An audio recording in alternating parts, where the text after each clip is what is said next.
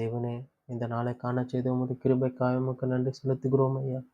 இப்பொழுதும் நாங்கள் வாசிக்கவும் கேட்கவும் போகிற அந்த வசனங்களை உம்முடைய கரங்களில் ஒப்படைக்கிறோம்.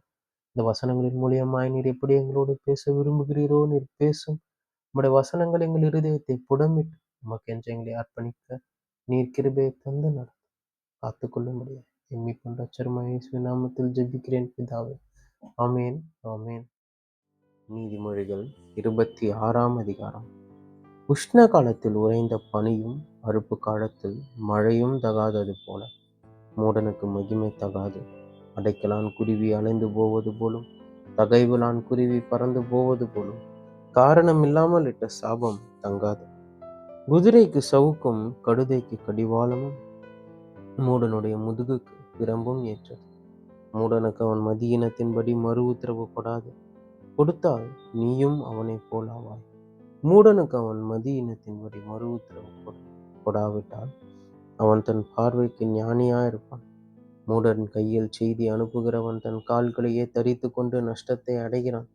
நொண்டியின் கால்கள் குந்தி குந்தி நடக்கும். அப்படியே மூடரின் வாயிலுள்ள ஊமை சொல்லும் கொண்டு மூடனுக்கு கனத்தை கொடுக்கிறவன் கவனிலே கல்லை கட்டுகிறவன் போல் இருப்பான். மூடன் வாயில் அகப்பட்ட பழமொழி வெறியன் கையில் அகப்பட்ட முள்ளு. பலத்தவன் அனைவரையும் நோக பண்ணி மூடனையும் வேலை கொள்ளுகிறான். மீறி நடக்கிறவர்களையும் வேலை கொள்ளுகிறான். நாயானது தான் கக்கினதை தின்னும்படி திரும்புவது போல மூடனும் தன் மூடத்தனத்துக்கு திரும்புகிறான். தன் பார்வைக்கு ஞானியாயிருப்பவனை கண்டாயானால் அவனை பார்க்கிலும் மூடனை குறித்து அதிக நம்பிக்கையாயிருக்கலாம். வழியிலே சிங்கம் இருக்கும், நடு வீதியிலே சிங்கம் இருக்கும் என்று சோம்பேறி சொல்லுவான். கதவு கீழ்முழை ஆடுகிறது போல சோம்பேறியும் படுக்கையில் ஆடிக்கொண்டிருக்கும். சோம்பேறி தன் கையை களத்திலே வைத்து அதை தன் வாய்க்கு திரும்ப எடுக்க வருத்தப்படுகிறான். புத்தியுள்ள மறு உத்தரவு சொல்லத்தகும் 7 பேரை பார்க்கிலும் சோம்பேறி தன் பார்வைக்கு அதிக ஞானம் உள்ளவன்.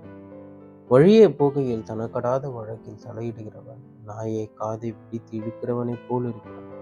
புள்ளிகளையும் அம்புகளையும் சாவுக்கேதுவானவைகளையும் எரிகிற பைத்தியக்காரன் எப்படி இருக்கிறானோ அப்படியே தனக்கு அடுத்தவனை வஞ்சித்து நான் விளையாட்டுக்கல்லவோ செய்தேன் என்று சொல்லுகிற மனுஷனும் இருக்கிறான். விறகில்லாமல் நெருப்பு அவியும், கோல் சொல்லுகிறவன் இல்லாமல் சண்டை அடவும். கரிகள் தழலுக்கும் விறகு நெருப்புக்கும் ஏதுவானது போல வாது பிரியன் சண்டைகளை மூட்டுகிறதற்கு ஏதுவானது. கோல்காரனுடைய வார்த்தைகள் விளையாட்டு போல் இருக்கும், ஆனாலும் அவைகள் உள்ளத்திற்குள் தைக்கும். நேச அனலை காண்பிக்கிற உதடுகளோடு கூடிய தீய நெஞ்சம் வெள்ளி பூச்சு பூசிய ஓட்டை போல் இருக்கும். பகஞ்சன் தன் உள்ளத்தில் கபடத்தை மறைத்து தன் உதடுகளினால் சூது பேசுகிறான். அவன் இதம் பேசினாலும் அவனை நம்பாதே.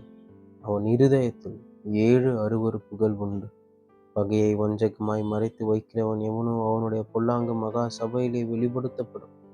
படுகுழியை வெட்டுகிறவன் தானே அதில் விழுவான். கல்லை புரட்டுகிறவன் மேல் அந்த கல் திரும்ப விடும். கள்ள நாவு தன்னால் கிளேசப்பட்டவர்களை பகைக்கும்.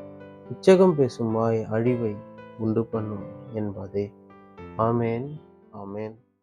இப்பொழுது வாசித்த கேட்ட இந்த வசனங்களுக்காக உமக்கு நன்றி செலுத்துகிறோம். ஒவ்வொரு நாளும் உமது வசனங்களை கேட்கவும் அதன்படி நடக்கவும் இன்னும் அந்த கிட்டி சேரவும் எங்களுக்கு நீர் கிருபையை தந்து நீர் நடத்தும் ஐயா. நீர் எங்களோடு இரு. நாள் முழுவதும் உம்முடைய கிருபை எங்களை தாங்கி கொண்டு நாங்கள் உம்மை பற்றி கொண்டு எப்பொழுதும் உம்முடைய சமூகத்தில் தரித்திருக்கிறவர்களாய் மாற்றி எங்களை நீர் நடத்தும். நீர் ஆசீர்வதித்து காத்து பாதுகாத்து கொண்டு இயேசுவின் நாமத்தில் ஜெபிக்கிறேன் பிதாவே. ஆமீன், ஆமீன்.